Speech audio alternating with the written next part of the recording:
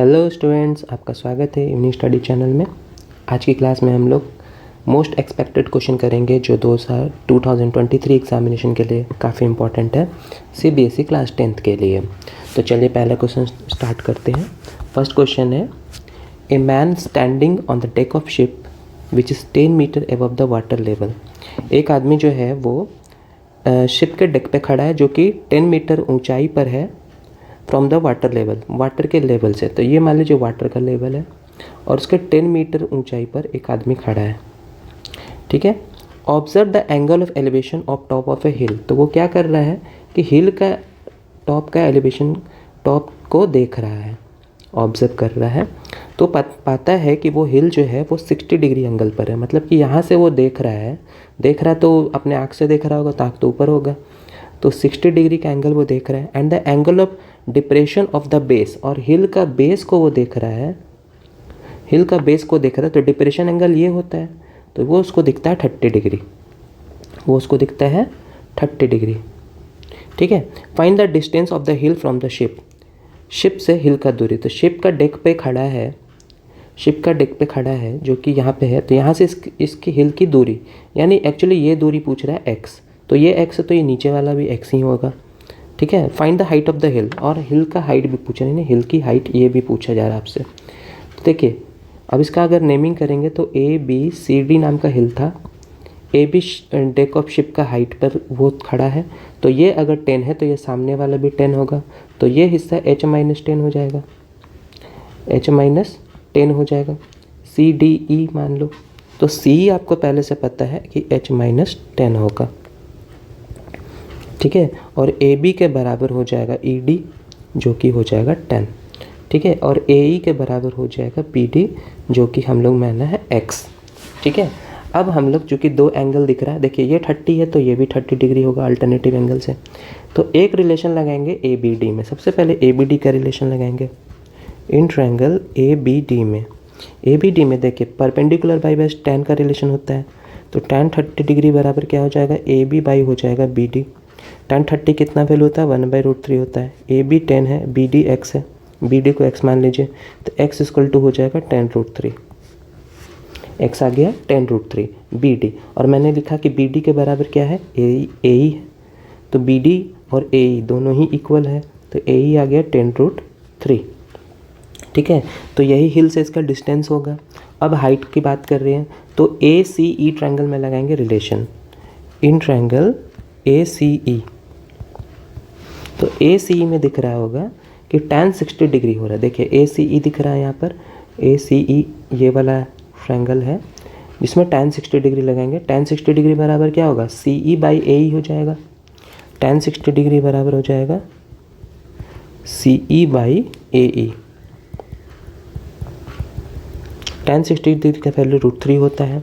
CE के value जैसे कि दिख रहा है CH-10 और AE X है, तो H-10 हो जाएगा, AE X है, X पहले ही निकल चुका है 10√3, देखें यहाँ पे, तो √3 इक्वल टू हो जाएगा H-10 बाई ये हो जाएगा 10√3, क्रॉस इंटू कर देंगे, तो √3 को जब हम लोग 10√3 से इंटू कर देंगे और यहाँ पे H-10 हो जाएगा, ये 10 इंटू √3 होता है, तो 10 इंटू 3 हो जाएगा H-10, यानी 30 और -10 इधर के ऐड हो जाएगा, तो H इक्वल टू हो जाएगा 40, यानी हिल की हाइट होगी 40, और जो हिल से इसकी दूरी है जो AE है वो है 10√3। 10√3 को थोड़ा और लिख सकते हैं, 10 इंटू 1.732 लिख सकते हैं, तो डैट इज़ आ जाएगा आपको 17.32, ठीक है। 10 से इंटू हो जाएगा तो डेसिमल एक डिजिट के पीछे चला जाएगा, ठीक है, 17.32।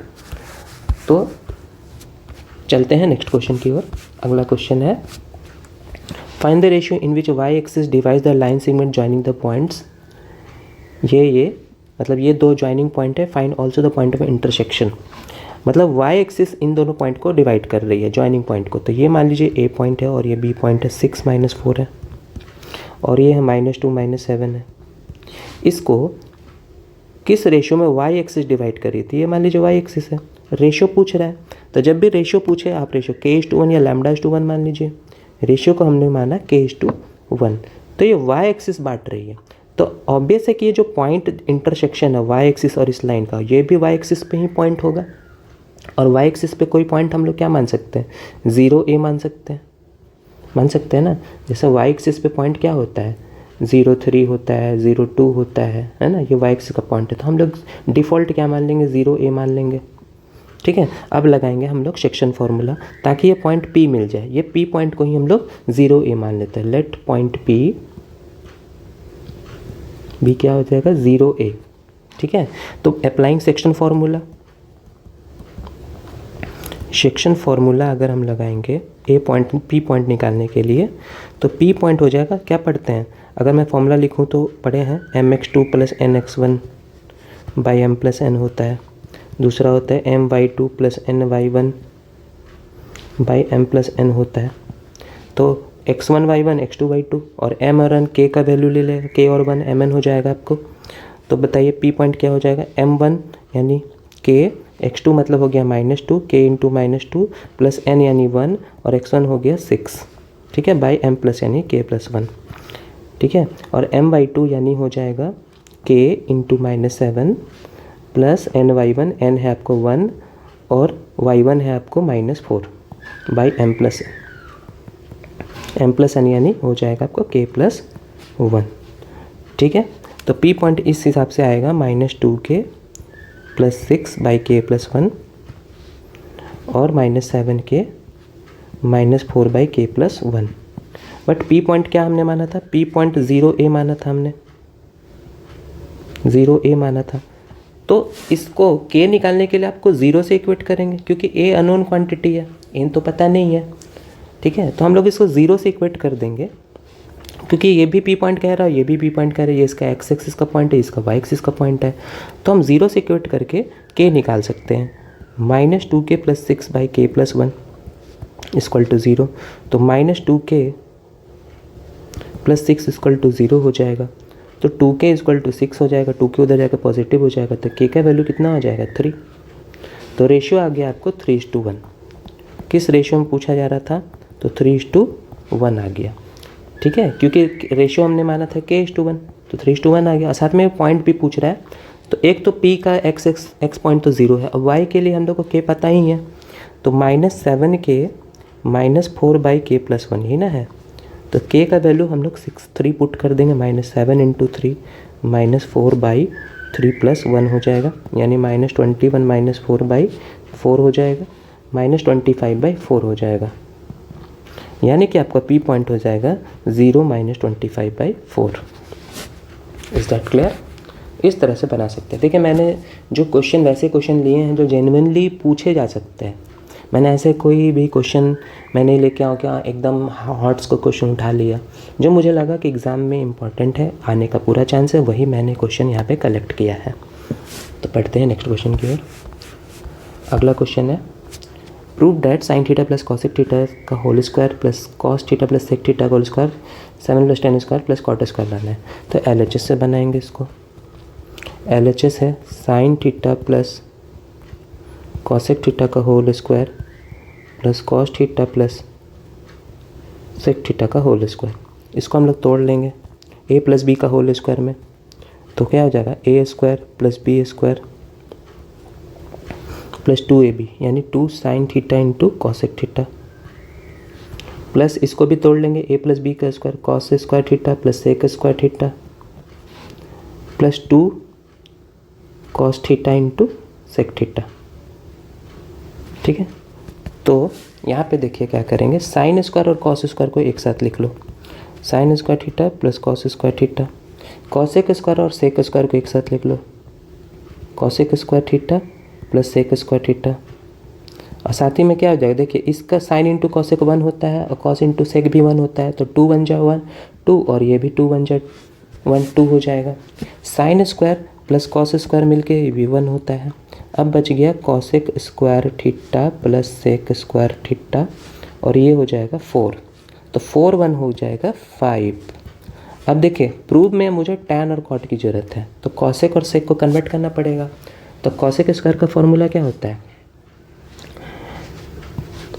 1 + cot square theta 1 + cot square theta, और ब्रैकेट देने की जरूरत नहीं यहाँ पे क्योंकि प्लस है, sec square 1 + cot square theta tan square theta लिख सकते हैं, पढ़े हैं ना, फॉर्मूला है।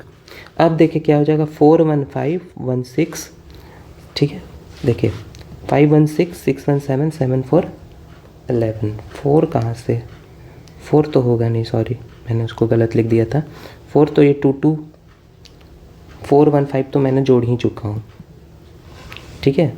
5 हो गया, 51617 7 हो जाएगा और cot square plus tan square हो जाएगा। आगे आपका RHS आंसर, ठीक है। 7 + tan square plus cot square, बिल्कुल इस तरह का क्वेश्चन पूछा जा सकता है। बढ़ते हैं नेक्स्ट क्वेश्चन की ओर। अगला क्वेश्चन है, ये भी ट्रिग्नोमेट्रिक का क्वेश्चन है।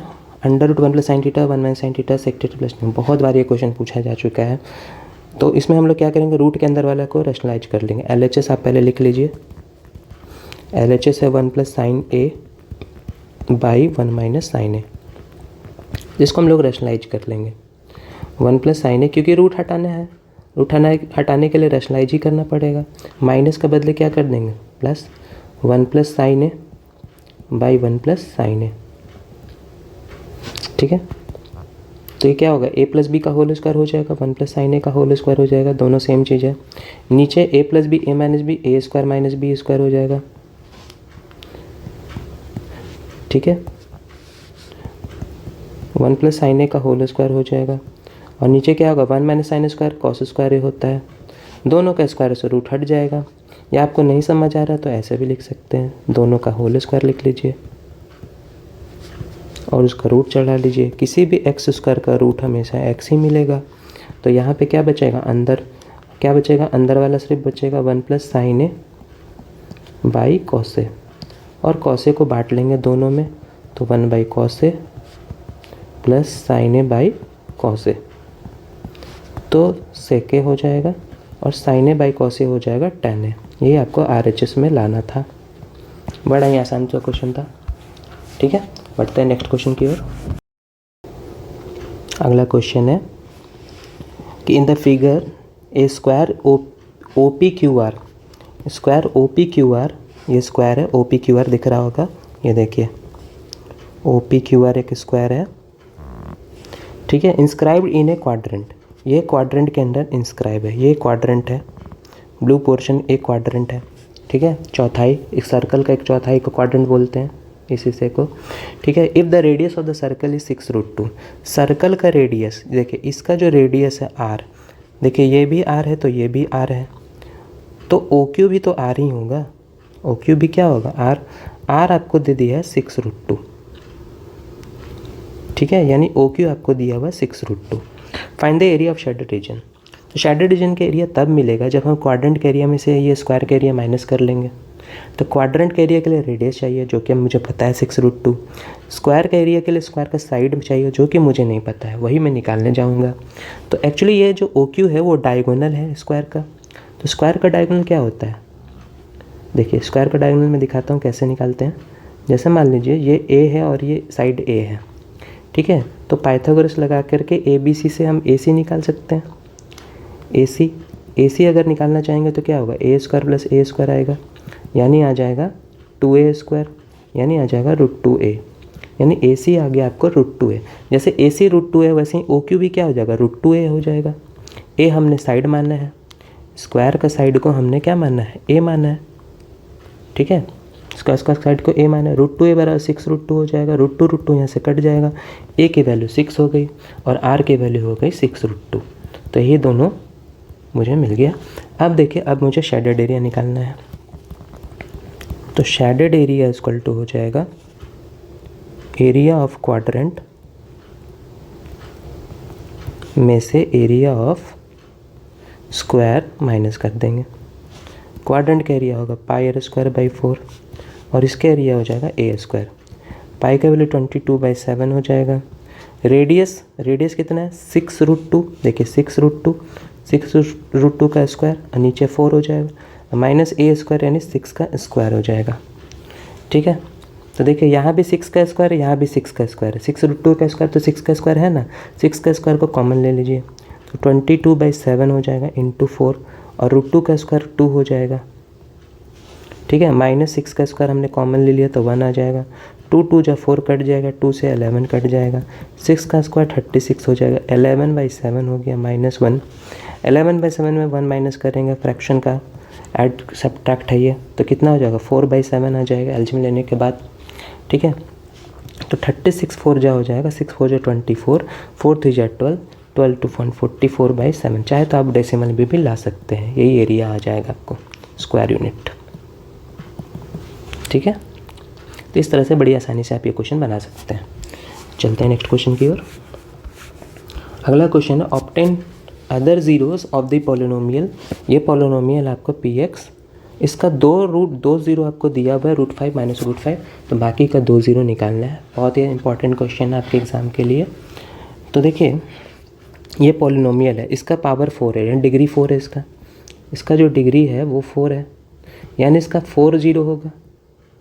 इसमें से 2 ज़ीरो आपको दिया हुआ है, ये 2 ज़ीरो x की वैल्यू होती है, तो x की वैल्यू √5 है और x की वैल्यू एक -√5 है। ठीक है, इससे आप इस तरह लिख सकते हैं क्या, x - √5 = 0, x + √5 = 0। ठीक है, अगर ये दोनों फैक्टर है, मतलब कि x - √5 and x + √5 is a factors of px का फैक्टर है, तो दोनों का प्रोडक्ट यानी x - √5 और x + √5 also factor of px, product भी इसका फैक्टर होगा। जैसे मान लीजिए 36 का 2 भी फैक्टर होता है और 4 भी फैक्टर होता है, तो 4 2 जा 8, दोनों का प्रोडक्ट भी 8 का फैक्टर होता है ना। ठीक है, यहाँ पे सॉरी 4 नहीं 6 हो जाएगा, तो 12 भी इसका क्या होगा, फैक्टर हो जाएगा। ठीक है, 1 से थोड़ी 36 कटता है, तो 2 × 6 12 भी 36 का फैक्टर। उसी तरह से x - √5 और x + √5 पे क्या होगा, फैक्टर होगा px का। तो इसको मैं लिख सकता हूँ a² - b², यानी x² - 5, √5 का स्क्वायर 5 होता है, ऑल्सो फैक्टर ऑफ px का फैक्टर है। अब फैक्टर है तो उसको डिवाइड जरूर लगा सकता है, तो x² -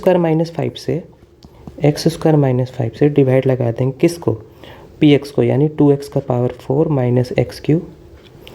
ठीक है, x³ के बाद -11x² और प्लस 5x + 5, इसको इससे डिवाइड लगाना है। ठीक है, तो देखिए x² से 2x का पावर 4 लाना, तो 2x² से इंटू कर लेंगे, तो 2x का पावर 4, 2x² को 5 से करेंगे तो -10x² आ जाएगा, तो यहाँ लिख सकते हैं -10x²। ठीक है, यहाँ पे पॉजिटिव हो जाएगा और यहाँ नेगेटिव हो जाएगा, ये कट जाएगा, पहले उतरेगा -x³, 11 में 10 गया तो -x² आएगा, प्लस 5x भी उतार लो, क्योंकि यहाँ पे गैप बन गया तो आगे भी गैप बनता चला जाएगा। x² से x³ लाना है तो -x से इंटू करेंगे तो -x³ आएगा, -x को -5 से इंटू करेंगे तो +5x आ जाएगा। ठीक है, ये क्लास 9th में आपने पढ़ा होगा इस तरह का डिवीज़न। तो देखिए ये माइनस हो जाएगा, पॉजिटिव हो जाएगा, कट जाएगा, और ये भी यहाँ कट जाएगा। अब उतरेगा -x² और +5 उतरेगा, तो -x² के लिए x² से -x² लाना है तो -1 से इंटू करेंगे तो -x² -1 को 5 से करेंगे तो +5 हो जाएगा। ये नेगेटिव पॉजिटिव, ये ज़ीरो आपको आना ही चाहिए, नहीं आ रहा तब गलत बना रहे हैं। ठीक है, तो अब हम लोग जानते हैं डिवीज़न एल्गोरिथम क्या होता है, dividend equal to divisor into quotient plus remainder, यही होता है। ठीक है, डिविडेंड आपका px है जिसको आप डिवाइड कर रहे थे, 2x का power 4 - x³ -11x² plus 5x + 5। Divisor आपको था x² - 5, कोशिएंट आपको आया 2x² - x - 1 और रिमाइंडर आया आपको 0। ठीक है, तो x² - 5 को x + √5 x - √5 लिख सकते हैं जैसे पहले था। ठीक है, अब ये क्वाड्रेटिक है, तोड़ दीजिए, 2 से आपको 1 लाना है तो 2x² -2x + x लिख देंगे, 2 1 = 2, -2 से का फैक्टर करके -2 यानी 2 का फैक्टर करेंगे, 2 1 = 2, 2 में से 1 घटाएंगे तो 1 आता है, 1 में से 2 घटाएंगे तो -1 आएगा। इतना मिड टर्म फैक्टर जानते होंगे। फिर -1, अब यहाँ पे x + √5 और x - √5, और यहाँ पे 2x कॉमन ले लो तो x माइनस 1 बचेगा, -1 कॉमन ले लो तो x प्लस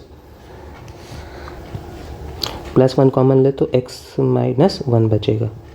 ठीक है, तो x plus root 5, x minus root 5, x minus 1 और 2x प्लस 1, ये 4 फैक्टर आपका आ चुका है। यही आपको px था ना, तो px का 4 फैक्टर आ गया।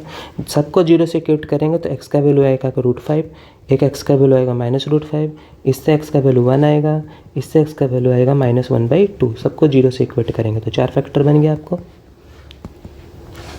ठीक है, तो बढ़ते हैं नेक्स्ट क्वेश्चन की ओर। अगला क्वेश्चन है, a motor boat whose speed is 18 km/h in still water takes 1 hour more to go 24 km upstream than to return downstream to the same spot. Find the speed of the stream. Motor boat का speed आपको दिया हुआ है 18 km/h। तो देखिए motor boat, ये मान लीजिए बोट है, ठीक है, और ये नदी है। ठीक है, तो अगर बोट का डायरेक्शन और नदी का डायरेक्शन दोनों सेम होगा, बोट का स्पीड को हम लोग x से बोलते हैं, नदी का स्पीड को y से बोलते हैं। ये x और y दोनों सपोर्ट में है, तो स्पीड दोनों का कंबाइंड स्पीड क्या होगा, x प्लस वाई। इसी को हम लोग बोलते हैं डाउन स्ट्रीम स्पीड। ठीक है, और ठीक उसका उल्टा मान लीजिए y अगर इधर जाएगा, x इधर जाएगा, तो इसको बोलते हैं अप स्ट्रीम। क्या बोलते हैं, अप स्ट्रीम बोलते हैं। तो अप स्ट्रीम में होता है x माइनस वाई। ठीक है, तो यहाँ पे वही है, x की वैल्यू आपको बोट का स्पीड 18 दिया हुआ है, और y आपसे पूछ रहा है ना, बोट का स्पीड दिया स्टिल वाटर में 18 km/h। अब जाना कितना है, 24 किलोमीटर अप स्ट्रीम जाना है, और डाउन स्ट्रीम को उतना ही आना है, डिस्टेंस तो दिया नहीं है। ठीक है, और 1 घंटा ज़्यादा लगता है अप स्ट्रीम में आने को, यानी कि जो टाइम अप स्ट्रीम में और टाइम जो डाउन स्ट्रीम में जाने का डिफरेंस है वो 1 घंटा है। यही ना कहा कि अप स्ट्रीम में जो टाइम लग रहा है, डाउन स्ट्रीम में जो टाइम लग रहा है, उसका डिफरेंस 1 आवर है। तो अप स्ट्रीम का टाइम के लिए टाइम का फॉर्मूला क्या होता है, डिस्टेंस बाय स्पीड होता है। तो डिस्टेंस कितना जाना था, 24। अप स्ट्रीम में स्पीड क्या होगा, x minus 5। Distance down stream में कितना जाना था, 24। डाउन स्ट्रीम में स्पीड क्या होगा, x प्लस 5 = 1। ठीक है, ये स्टेटमेंट सेट इसी तरह बनाइएगा तो आप हर क्वेश्चन बोट एंड स्ट्रीम का बना सकते हैं। 2 वेरिएबल वाला बन सकता है, जिसमें मान लीजिए स्पीड, बोट का स्पीड नहीं दिया हो और 2 स्टेटमेंट दिया हो अप स्ट्रीम डाउन स्ट्रीम पे, तो आपको यही काम आएगा। ठीक है, अब x की वैल्यू आपको 18 पता है, तो पुट कर लीजिए 24/18 माइनस वाई, और -24/18 प्लस वाई हो जाएगा, = हो जाएगा 1। 24 कॉमन ले लेंगे, तो 1/18 माइनस वाई -1/18 प्लस वाई = हो जाएगा 1। अब दोनों के एलसीएम आ जाएगा 18 माइनस वाई, 18 प्लस वाई। यहाँ पे डिवाइड लगाएंगे, 18 माइनस 1 कट जाएगा, तो 18 प्लस वाई बचेगा, -18 माइनस वाई बचेगा, तो ब्रैकेट हटाने के बाद 18 प्लस वाई -18 प्लस वाई हो जाएगा। सही है, और ये देखिए 1/24 आ जाएगा। ठीक है, यहाँ पे देखिए -1 से जब 18 माइनस वाई इंटू हो जाएगा तो -18 प्लस वाई हो जाएगा। मैंने डायरेक्ट लिख दिया है, 18 यहाँ से कैंसिल आउट हो जाएगा, 2y क्या हो जाएगा। अब ये देखिए a plus b a minus b हो जाएगा, तो a का स्क्वायर माइनस b का स्क्वायर हो जाएगा, और यहाँ हो जाएगा 1/24। 24 2 जा हो जाएगा 48y। ठीक है, और 18 का स्क्वायर कितना होता है, तो 18 × 18 324 होता है 18 का स्क्वायर। ठीक है, तो यहाँ पे 324 हो जाएगा, -y स्क्वायर हो जाएगा क्रॉस इंटू होने के बाद। अब ये क्वाड्रेटिक बनता हुआ दिख रहा है, y स्क्वायर इधर भेज दीजिए, प्लस 48y -324 = 0। 324 से 48 लाना है, क्या ला पाएंगे 324 का फैक्टर करके। अगर आप फैक्टर नहीं तोड़ पा रहे तो फॉर्मूला मेथड लगा लीजिए। फिर भी एक बार फैक्टर ट्राई करते हैं, मान लीजिए 4 से करते हैं, 4 × 32 4 × 1 4, क्या आएगा नहीं। फिर मान लीजिए 9 से ट्राई करते हैं, 9 × 4 = 36 और 9 कितना होता है, आ रहा है क्या, नहीं आ रहा। थोड़ा और फैक्टर करते हैं, 9 × 3 = 27, 4 × 3 = 12।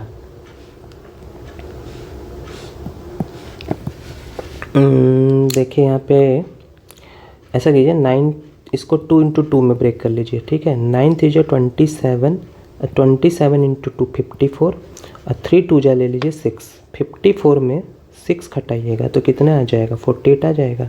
पॉजिटिव चाहिए तो इसको पॉजिटिव, इसको नेगेटिव लगा लीजिए। तो ये कॉम्बिनेशन अगर आप जल्दी से सोच पाते तो ठीक है, नहीं तो फॉर्मूला मेथड लगा लीजिए, टाइम वेस्ट नहीं कीजिएगा एग्जाम में। तो y² प्लस 54y और minus 6y minus 324 equal to 0। ठीक है, y कॉमन ले लेंगे तो y प्लस 54 बचेगा और माइनस 6 कॉमन ले लेंगे तो y प्लस 54 बचेगा। ठीक है, यहाँ जो साइन होता है वही यहाँ पे कॉमन होता है, समझ गए। यहाँ प्लस है तो प्लस, या माइनस है तो माइनस। तो y प्लस 54 हो जाएगा और एक आ जाएगा y माइनस 6 इक्वल टू 0। तो दोनों ही से y, इससे y निकलेगा माइनस 54, इससे y निकलेगा 6। तो स्पीड तो माइनस हो नहीं सकता है, तो ये हो जाएगा y इक्वल टू 6। यानी कि स्पीड ऑफ स्ट्रीम जो है, स्पीड ऑफ स्ट्रीम धारा की प्रवाह जो है वो 6 किलोमीटर पर आवर है। ओके, यही आपसे पूछा था आपसे क्वेश्चन में कि find the speed of stream. बहुत ही अच्छा क्वेश्चन था, मैंने जैसे बताया वैसे आप अटेम्प्ट कीजिएगा तो बड़ी आसानी से निकलेगा। स्टेटमेंट टाइम पे सेट करना है। एक दो एक्सेप्शन क्वेश्चन जिसमें टाइम पे सेट नहीं होता है, डिस्टेंस पे सेट होता है, वो हॉर्ट्स के क्वेश्चन में आएगा। चलते हैं नेक्स्ट क्वेश्चन की ओर। अगला क्वेश्चन है, a farmer connects a pipe of internal diameter 20 centimetre from a canal. ठीक है, एक फार्मर जो है कनेक्ट करता है एक पाइप जिसका इंटरनल डायमीटर 20 सेंटीमीटर है, उसको एक कैनाल से कनेक्ट करता है into a cylindrical tank in his field which is 10 metre diameter. Cylindrical tank जो है वो 10 मीटर डायमीटर में है और 2 मीटर गहरा है। If the water flows through a pipe at the rate of 3 kilometre per hour, how much time will the tank be filled. कितने समय में टैंक फिल हो जाएगा। ओके, तो एक पाइप है जिसका इंटरनल डायमीटर जो है वो है 20, यानी इसका डायमीटर है 20 सेंटीमीटर। ठीक है, from A canal into a cylindrical tank, इसको एक सिलेंड्रिकल टैंक में डाल रहा है पानी भरने के लिए। ये मान लीजिए सिलेंड्रिकल टैंक है। अब सिलेंड्रिकल टैंक का जो which is 10 metre diameter, cylindrical tank का डायमीटर कितना है 10 मीटर है। ये सेंटीमीटर या मीटर है, ठीक है। एंड 2 मीटर गहरा है, 2 मीटर इसकी गहराई है, हाइट। तो और पानी का स्पीड है 3 किलोमीटर पर आवर। तो कितने देर में ये फिल हो जाएगा ये पूछ रहा है। ठीक है, तो पाइप का लेंथ तो मुझे मालूम ही नहीं है, पाइप का लेंथ मुझे मालूम नहीं है। मान लीजिए पाइप का लेंथ L है, इसका जो डायमीटर है तो रेडियस इसका स्मॉल r मान लीजिए 20 सेंटीमीटर, तो 20/100 कर लीजिए, मीटर आ जाएगा क्योंकि सारा मीटर में कन्वर्ट किया हुआ है। तो मान लीजिए L लेंथ का पाइप में ही उतना पानी आया हुआ है जितना इस टैंक में भरने के लिए है। तो जो वॉल्यूम ऑफ पाइप है, volume of water in pipe, ऐसे बोल दीजिए, volume of water in pipe equal to होगा volume of water in tank, यही होगा ना। ठीक है, मान लीजिए L लेंथ का पाइप में जितना पानी है उतना ही पानी इसमें भरेगा, थोड़ी देर के लिए मान लेते हैं। ठीक है, तो volume of water in pipe जो होगा volume of water in tank के बराबर होगा। इसका जो रेडियस है वो हो जाएगा 10/2 मीटर, क्योंकि वो डायमीटर था, ये डायमीटर था। ठीक है, इसका भी डायमीटर 20 था, तो रेडियस कितना हो जाएगा, रेडियस 20/100 मीटर मैंने लिखा है, एक्चुअली इसका रेडियस हो जाएगा 20/200, जिसमें 0 0 काट दीजिए तो 1/10 मीटर आ जाएगा। ठीक है, 1/10 मीटर इसका रेडियस हो जाएगा। तो volume of water in pipe क्या होता है, पाइप का वॉल्यूम क्या होता है, πr²h, इसमें πr² इंटू L हो जाएगा, और इसका होगा πR² into H, capital H मान लीजिए इसको 2। ठीक है, पाई यहाँ से ऐसा भी ख़त्म हो जाएगा। इसका रेडियस होगा 1/10 इंटू 1/10 कर देंगे, और लेंथ L है, इसका रेडियस हो जाएगा 10/2, यानी 5 इंटू 5, 10/2 कितना हो जाएगा 5 हो जाएगा, इंटू हाइट है आपको 2। ठीक है, 10 इंटू 10 वहाँ भेज दीजिए, तो 5 इंटू 5 इंटू 2 इंटू 10 इंटू 10 हो जाएगा। यही आज आपका आ जाएगा लेंथ ऑफ पाइप। कितना हो जाएगा, 25 चौके 100, सॉरी 25 दूनी 50 हो जाएगा, 50 पर 00 यानी 5000 मीटर, या इसको मैं 5 किलोमीटर बोल सकता हूँ। तो पाइप का लेंथ आ गया 5 किलोमीटर। अब इसी पानी में इसी पाइप में पानी का स्पीड था 3 किलोमीटर पर आवर। तो टाइम कितना लगेगा, ठीक है, यानी स्पीड था आपको 3 किलोमीटर पर आवर, ठीक है। और आपको डिस्टेंस कितना जाना है पानी को, वो मान लीजिए 5 किलोमीटर जाना है, मान लीजिए क्या यही जाना है। तो टाइम पूछ रहा है, तो टाइम बराबर क्या होता है, डिस्टेंस बाई स्पीड, ये होगा ना। तो डिस्टेंस कितना जाना है 5, स्पीड कितना है 3, तो ये आएगा आवर में। आपको मिनट में चाहिए, तो मान लीजिए 60 से इंटू कर लेंगे, 3 से 60 यानी 25 जो हो जाएगा 100 मिनट, यानी 100 मिनट में ये फील्ड पूरा भर जाएगा, ये टैंक भर जाएगा, 100 मिनट में ये टैंक भर जाएगा। 100 मिनट लगेगा इस पाइप में पानी भरने का, और वही पानी इसमें टैंक में जाएगा।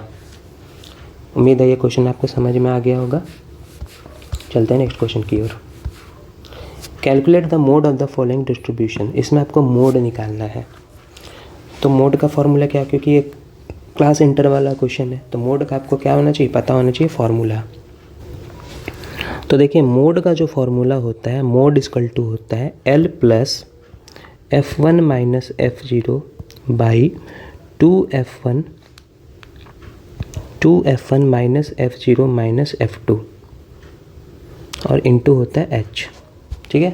तो ये सारे एलिमेंट्स पता होने चाहिए क्या क्या होते हैं, ठीक है। पहले तो हम लोग को मॉडल क्लास सेलेक्ट करना होता है।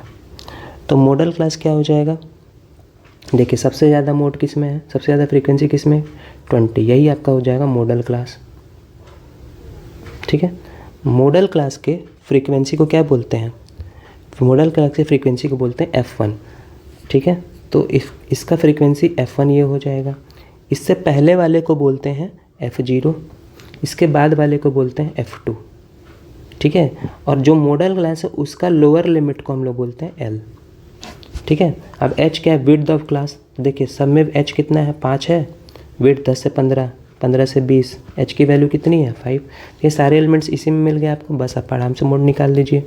L आपको कितना है, लोअर लिमिट आपको 20 हो गया, प्लस F1 मैंने बोला जिसका आपसे पूछा है मॉडल क्लास, उसका फ्रीक्वेंसी को F1 बोलते हैं, frequency of the model class, तो वो है 20। F0 इसका प्रीसीडिंग है ना, देखिए F0 F1 F2 बड़ा आसान है। 2F1 मतलब 2 इंटू 20 माइनस F0 7 और माइनस F2 यानी 8 और इंटू H कितना हो जाएगा 5 हो जाएगा।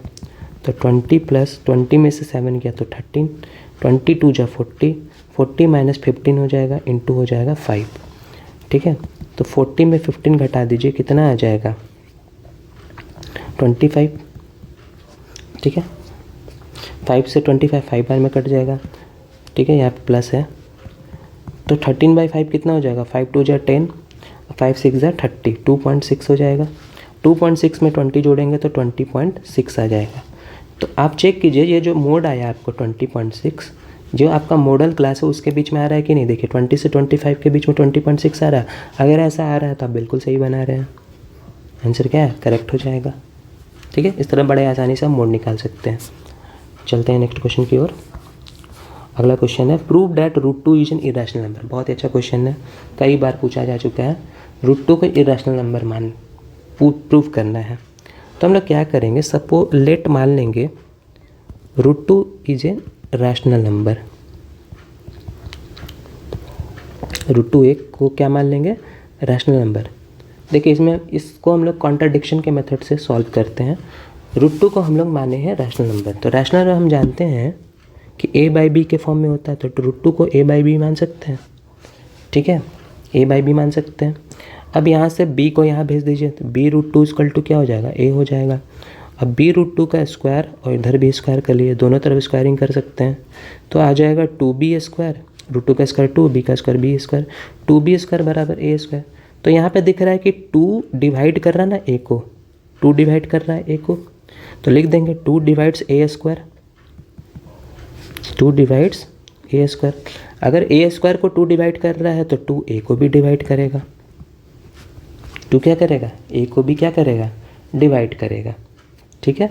ये स्टेटमेंट हाईलाइट कर लीजिए, ठीक है। अगर किसी चीज़ का स्क्वायर को 2 डिवाइड कर रहा है तो उसका सिंगल को वैल्यू, जैसे मान लीजिए 16, 4 का स्क्वायर यानी 16, 16 को अगर 2 डिवाइड कर रहा है तो 4 को भी तो डिवाइड करेगा, 2 करेगा ना।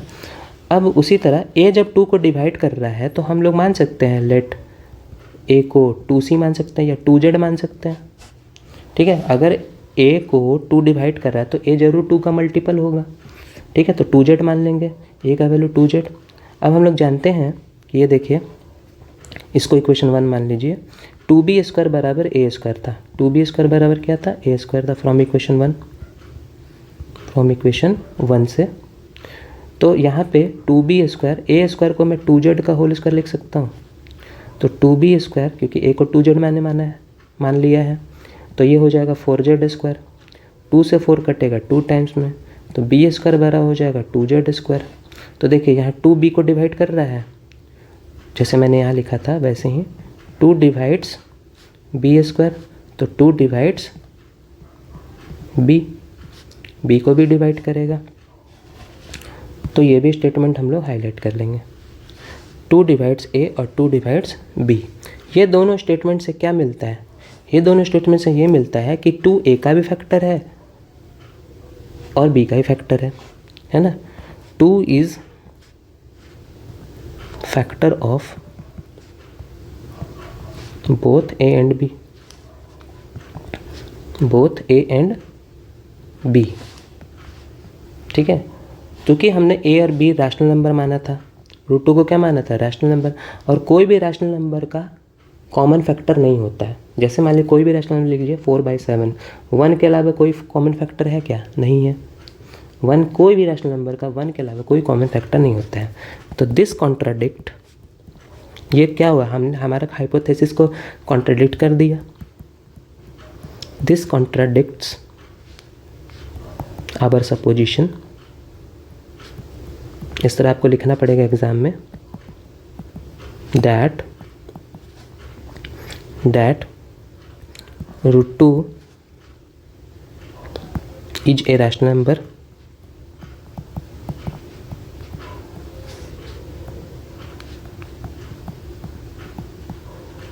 √2 क्या है? कॉन्ट्राडिक्ट कर रहा है सपोजिशन का, √2 is rational number which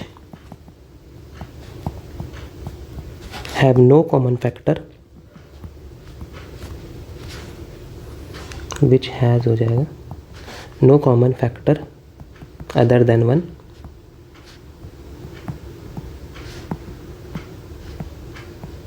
other than 1 को छोड़ के कोई कॉमन फैक्टर नहीं है। तो कॉन्ट्राडिक्ट कर यानी विरोधाभास कर दिया।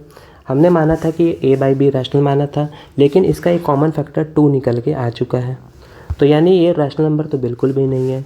हेंस हम बोल सकते हैं कॉन्ट्राडिक्शन से, हेंस √2 इज रैशनल, नहीं तो क्या होगा? इरैशनल हो जाएगा।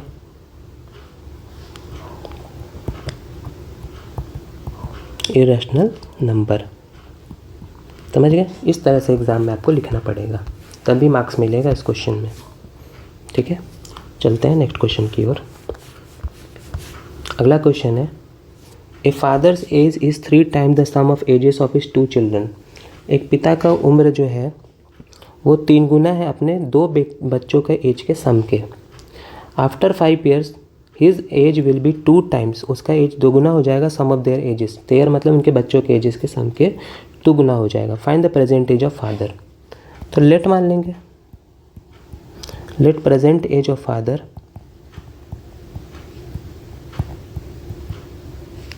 बी x मान लेंगे, ठीक है। And present age of sum of 2 children, दोनों बच्चों का चिल्ड्रन को एक साथ, उसका सम को एक साथ y मान लेंगे 2 चिल्ड्रन, क्योंकि मुझे चिल्ड्रन की एज तो पूछ नहीं रही है, ठीक है। तो दोनों एज के बच्चों का चिल्ड्रन का एज हम लोग क्या मान लेंगे? उसका सम को हमने माना है y, ठीक है। तो अकॉर्डिंग टू क्वेश्चन पहला स्टेटमेंट क्या सेट हो रहा है कि फादर जो अपने दोनों बच्चों के एज के सम के 3 गुना है, ये मैंने सम माना, दोनों बच्चों का मिला करके एज मान लीजिए y है, ठीक है। तो 3y x = 3y हो जाएगा, इस क्वेश्चन 1 मान लेते हैं। अब बोल रहा है कि 5 साल के बाद, तो पिताजी को भी 5 साल ले जाओ, 5 साल ऐड कर दो, और बच्चा में भी 5 साल ऐड करेंगे, लेकिन बच्चा तो 2 था, तो दोनों में 5-5 साल ऐड होगा, तो दोनों का मिला के 10 साल हो जाएगा ना सम। मैंने तो यहाँ दोनों बच्चे को तो 1 मान लिया था y, लेकिन दोनों में 5-5 साल के बाद दोनों में बढ़ोतरी होगा, तो टोटल 10 साल का बढ़ोतरी हो जाएगा, ठीक है। तो 5 साल के बाद उनका एज जो है वो 2 गुना हो जाएगा अपने बच्चों के एज के सम के, तो बच्चों के एज के सम के क्या हो जाएगा? 2 गुना हो जाएगा। तो मुझे फादर का एज निकालना है, बच्चों का एज तो निकालना नहीं है, तो y को रिप्लेस कर देंगे। यहाँ से y क्या हो जाएगा, x/3 आ जाएगा। यहाँ से y बराबर क्या हो जाएगा, x/3। तो y को लिख देंगे x/3, x + 5 = 2, y का वैल्यू x/3 प्लस हो जाएगा 10। ठीक है, अब यहाँ पे एलसीएम ले लीजिए, 3 एलसीएम आ जाएगा, तो x प्लस हो जाएगा 30 और ये x + 5 हो जाएगा। 3 क्या कर लीजिए, यहाँ पे क्रॉस इंटू कर लीजिए। ठीक है, और यहाँ पे 2x + 30 हो जाएगा, तो 3x + 15 हो जाएगा = 2x + 60 हो जाएगा। 3x में 2x घट गया तो x हो जाएगा, 60 में 15 घटिए तो कितना हो जाएगा, 60 में 10 गया तो 50 और 50 गया तो 45, यानी फादर का एज क्या हो जाएगा, 45। फादर्स प्रेजेंट एज एक्स ही मैंने माना था, फादर्स प्रेजेंट एज कितना हो जाएगा, 45 ईयर्स। ठीक है, यही आपसे पूछा गया था। पढ़ते हैं नेक्स्ट क्वेश्चन की ओर। अगला क्वेश्चन है 2 water taps together can fill a tank in इतना आवर। ठीक है, 2 वाटर टैप जो है मिलके एक टैंक को इतने आवर में फिल करते हैं। The tap with longer diameter, मतलब बड़े वाले डायमीटर जो है वो 2 घंटा कम लेता है छोटे वाले डायमीटर से, छोटे वाले पाइप से। यानी मान लीजिए बड़ा पाइप है, ठीक है, और ये छोटा पाइप है, पतला पाइप कह सकते हैं। ठीक है, ये इससे बड़ा पाइप जो है वो 2 घंटा कम लेता है। तो find the time which each tap can fill the tank separately, मतलब दोनों पाइप जो है टैंक को भरने में कितना टाइम लगेंगे अलग अलग से। अगर वो अकेले ये टैंक भरेंगे, अकेले ये टैंक भरेंगे, तो देखिए मोटा वाला पाइप जो 2 घंटा कम किसका कंपेरिजन में लेता है, छोटा वाला पाइप का। तो मान लीजिए कि लेट छोटा वाला जो पाइप है, smaller pipe takes x hour. ठीक है, तो लार्जर पाइप जो है वो कितना लेगा, x - 2 आवर लेगा, 2 घंटा कम लेगा। ठीक है ना। अब जो कि हम जान रहे हैं कि ये टाइम वर्क वाला सिलसिला है, तो 1 घंटा का टाइमिंग पे ये बनेगा। तो smaller pipe can fill tank in 1 hour, 1 घंटा में कितना फिल करेगा, तो 1/x फिल करेगा। उस तरह लार्जर पाइप जो है, देखिए मैं यही रिपीट लिखते हैं, इन 1 आवर। ठीक है, लार्जर पाइप 1 घंटा में कितना लेगा, 1/x - 2। ठीक है, तो दोनों का 1-1 घंटा का काम अगर हम जोड़ लें, मोटा वाला और पतला वाला, ठीक है, समझ रहे हैं, तो क्या मिलेगा मुझे। तो देखिए दोनों जो पाइप है दोनों मिला के 1/7/8, यानी 8 × 1 = 8, 8 × 7 15/8 आवर में दोनों टैंक भर देता है। अगर दोनों टैंक 15/8 आवर में भर देता है तो 1 घंटा का काम कितना होगा, दोनों टैंक मिला के 8/15 आवर हो जाएगा। 8/15 आवर, 8/15 पार्ट होगा, आवर नहीं बोलेंगे, 8/15 हो जाएगा। ठीक है, जैसे x आवर में भर रहा था तो 1 घंटा का काम 1/x हो जाएगा। तो दोनों मिला के 15/8 आवर में भर रहा था तो 1 घंटा में दोनों मिला के क्या हो जाएगा, 8/15 हो जाएगा। अब इसको सॉल्व कर लीजिए, यहाँ पे एलसीएम आ जाएगा x × x - 2, तो यहाँ x कट जाएगा, यहाँ पे x - 2 हो जाएगा, प्लस यहाँ पे x - 2 कट जाएगा, x बचेगा, = 8/15 हो जाएगा। x हो जाएगा 2x - 2, और नीचे क्या हो जा रहा है, x² - 2x हो जाएगा, और यहाँ हो जाएगा 8/15।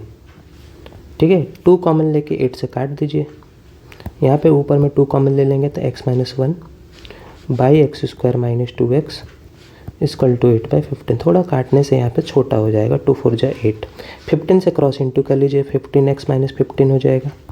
अब 4 से क्रॉस इंटू कर लीजिए, 4x² - 8x हो जाएगा।